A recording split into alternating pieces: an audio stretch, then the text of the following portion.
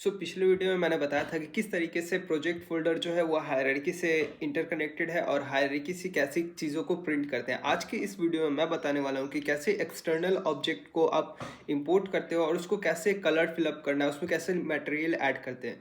तो बिना time waste किए स्टार्ट करते हैं। मैंने पिछली वीडियो में बता रखा था कि ये जो हमारा प्रोजेक्ट विंडो वो डायरेक्टली कनेक्टेड रहता है फाइल एक्सप्लोरर से। तो जो भी यहाँ पे हम इंपोर्ट करते हैं उसको सिंपली ड्रैग एंड ड्रॉप करता है हायरार्की में, ताकि वो सीन व्यू में प्रिंट कर सके। हायरार्की का बेसिकली यही काम होता है कि जो भी हमारा यहाँ पे ऑब्जेक्ट रहता है उसको सीन व्यू में प्रिंट करता है। ऑब्जेक्ट क्या होता है? ऑब्जेक्ट वो चीज होता है जो सीन व्यू में यहाँ पे प्रिंटेड होता है। ऑब्जेक्ट कुछ भी हो सकता है। सिंपली ये हमारा जो लाइट है, डायरेक्शनल लाइट, इसको भी ऑब्जेक्ट कह सकते हैं, इस कैमरा को भी ऑब्जेक्ट कह सकते हैं। तो जो भी हमारा सीन व्यू में दिखेगा उसको हम लोग ऑब्जेक्ट कहते हैं। और जो भी यहाँ पे कलेक्शन रहता है प्रोजेक्ट विंडो में उसको एसेट्स कहते हैं। जैसे ऑडियो का एसेट हो गया या फिर किसी भी चीज का एसेट हो गया, मॉडल्स का एसेट हो गया, तो उसको कहते हैं। तो इसको एक एग्जांपल के थ्रू समझते हैं कि इसको किस तरीके से करते हैं। तो मैं बेसिकली ब्लेंडर यूज़ करता हूँ। वो फ्री एंड ओपन सोर्स है और ज़्यादा हेवी इंजन भी नहीं है। तो इसको मैं यहाँ पे मॉडल्स क्रिएट करने के लिए ब्लेंडर यूज़ करता हूँ। ब्लेंडर में मैंने यहाँ पे एक सिंपली घर बना के रखा है। एक्चुअली मेरा घर नहीं है, तो मैंने बस ऐसे ही सिंपली बना के रखा है। अगर आपका घर है तो आप कमेंट कर देना। तो ये जो घर है, मैं इसको क्या करूँगा कि मैं यहाँ पे फाइल सेव एज करूँगा और मैं यहाँ पे सेव कर दे रहा हूँ। मैंने इसको सेव कर दिया। मैंने कुछ नहीं लिखा, मैंने बिल्डिंग वन के नाम से इसको सेव कर दिया। यहाँ पे वो आ गया है, यहाँ पे सेव हो गया है। मैंने जो यूनिटी में प्रोजेक्ट बनाया था उसको मैंने प्रोजेक्ट फोल्डर के अंदर में प्रैक वन के नाम से सेव करा था। तो मैं क्या करूँगा, उसको सिंपली कॉपी करके, कॉपी और यूं कह लो कि आप कट करके एसेट्स फोल्डर के अंदर यहाँ पे पेस्ट कर देना। यहाँ पे पेस्ट करने के बाद जब आप यूनिटी में जाओगे तो वो थोड़ा देर लोड होने के बाद में आपको यहाँ पे आपका मॉडल शो कर देगा। आप देख सकते हो आपके नाम का यहाँ पे एक मॉडल क्रिएट आ चुका है बिल्डिंग वन के नाम से, जिस नाम से आप सेव कर रहे थे। मैंने यहाँ पे बिल्डिंग वन के नाम से सेव करा था, तो मेरा यहाँ पे बिल्डिंग वन के नाम से सेव हो गया। इसको मैं सिंपली ड्रैग एंड ड्रॉप करूंगा हायरार्की में और आप देख सकते हो कि यहाँ पे बिल्डिंग आ गया है। इसको दूसरी तरीके से भी किया जा सकता है। दूसरी तरीके से मैं कैसे करूंगा, इसको मैं डिलीट कर देता हूँ। इसको भी मैं डिलीट कर देता हूँ। दूसरा तरीका ये है कि इसको आप मिनिमाइज कर लें।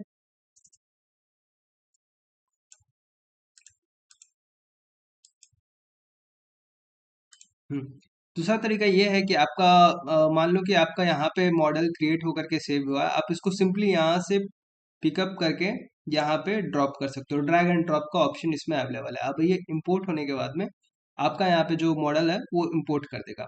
ये इंपोर्ट हो गया। अब इसको सीन व्यू में प्रिंट करना है तो इसको आप यहाँ से ड्रैग एंड ड्रॉप करोगे हायरार्की में, या फिर आप यहाँ से ड्रैग एंड ड्रॉप करोगे यहाँ पे। आप दोनों यूज कर सकते हो और सिंपली डायरेक्ट सीन में भी यूज कर सकते हो या फिर हायरार्की में भी यूज कर सकते हो। बेटर ऑप्शन होता है कि आप हायरार्की का यूज करें। तो मैं इसको अभी डिलीट करूंगा। अब आप देख रहे हो कि यहाँ पे काफी ज्यादा लाइट आ रहा है। काफी लाइट का जो पोटेंशियल है वो काफी ज्यादा है। ऐसा क्यों है?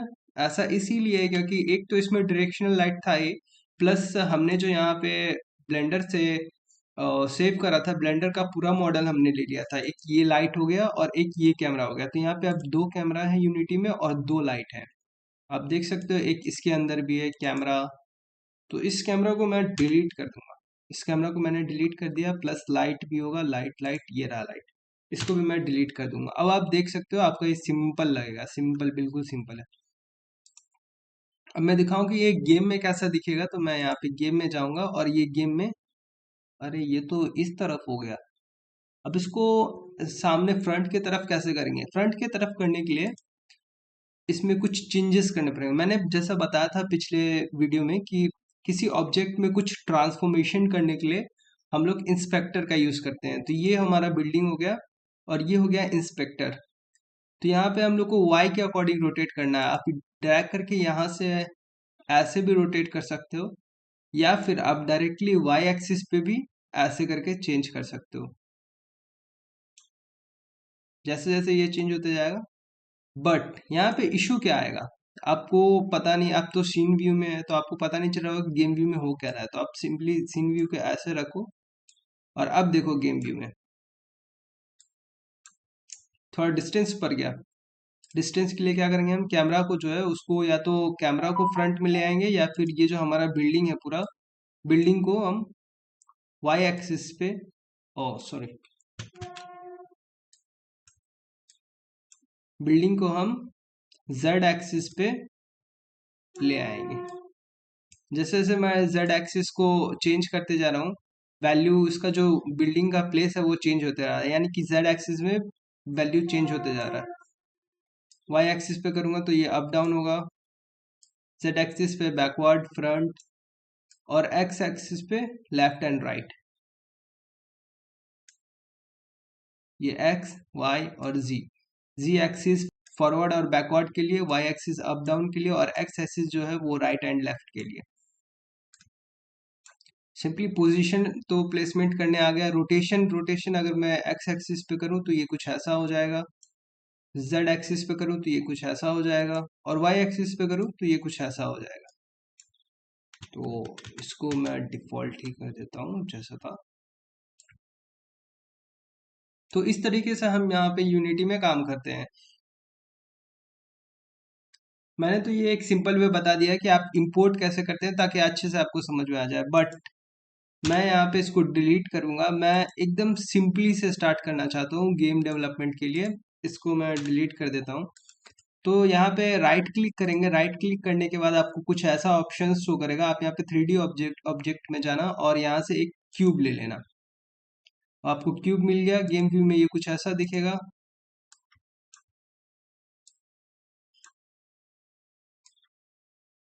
क्यूब को करना क्या है कि आप इसको फ्लैट करो, यानी कि एक लैंड टाइप का बनाओ।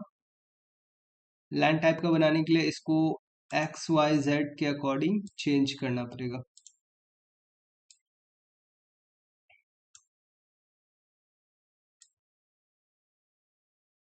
अब व्यू में देखो, गेम व्यू में वो कैसा दिख रहा है। गेम व्यू में कैमरा जो है वो नीचे हो गया और लैंड हो गया ऊपर। तो उसको ऊपर नीचे करने के लिए ट्रांसफॉर्मेशन का यूज करके हम इसको डाउन लाएंगे। अब ये तो लैंड हो गया रेडी, लैंड हो गया है रेडी।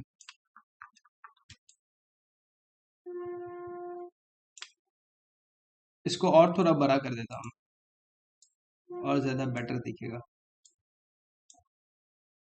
ये हो गया लैंड रेडी।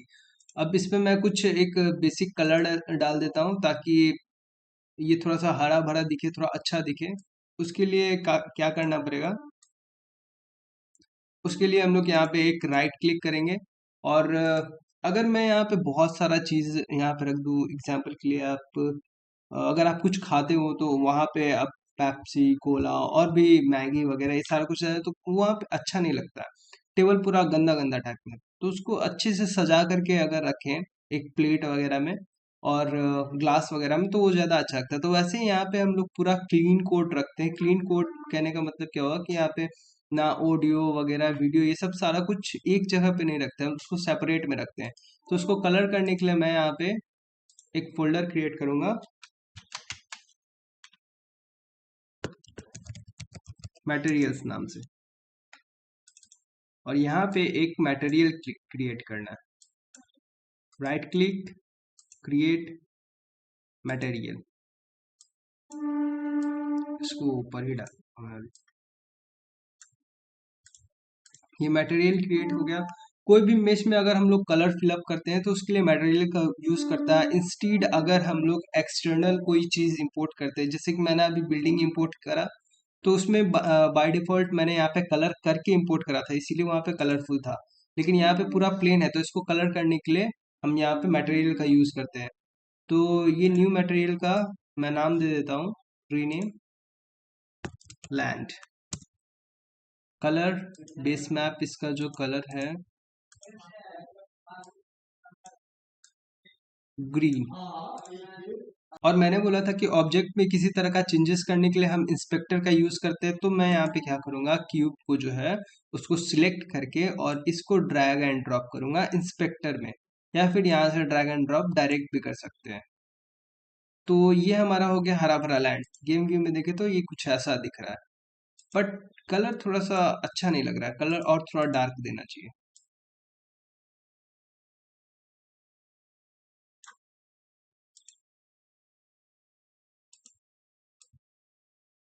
आई थिंक ये थोड़ा ज़्यादा बेटर है। आपको कैसा लगा आप कमेंट में बता देना। तो मेरे ख्याल से तो ये थोड़ा ज़्यादा बेटर है। इसको ये लो इस थोड़ा सा, हाँ अब ठीक है। और अब हम यहाँ पे प्लेयर इसका भी नाम चेंज कर देते हैं, उसके बाद में प्लेयर रिपोर्ट करेंगे पहले। अब मैं एक बॉक्स टाइप का प्लेयर क्रिएट कर रहा हूँ, क्यूब।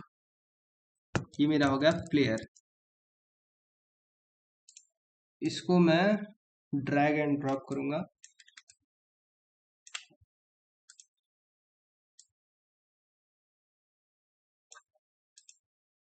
और आप देखो कि यहाँ पे बीच में गैप है, तो उस गैप को कवर करने के लिए मैं क्या करूंगा, इसके अंदर ग्रेविटी डाल दूंगा, या फिर इसको और भी बहुत डाउन डाउन दोनों को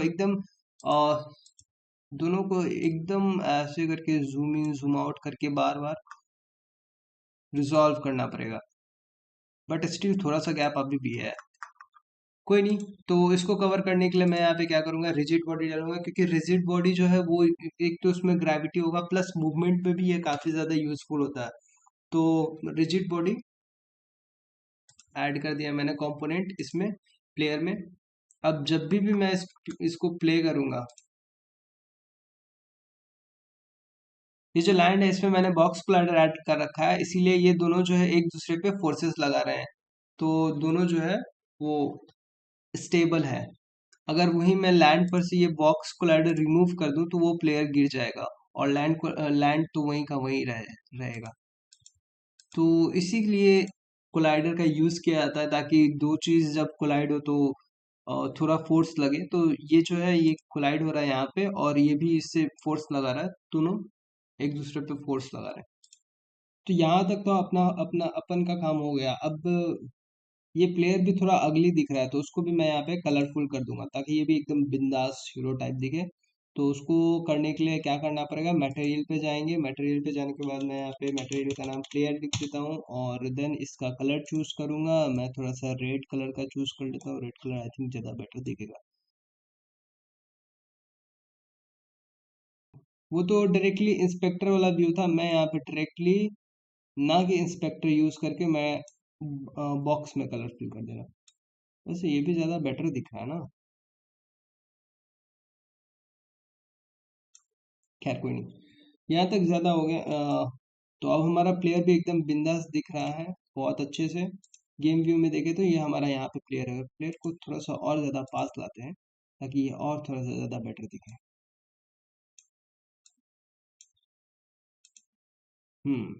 अब सही है। और थोड़ा सा पास, अब और थोड़ा सा सही है। ये तो उल्टा ही हो गया।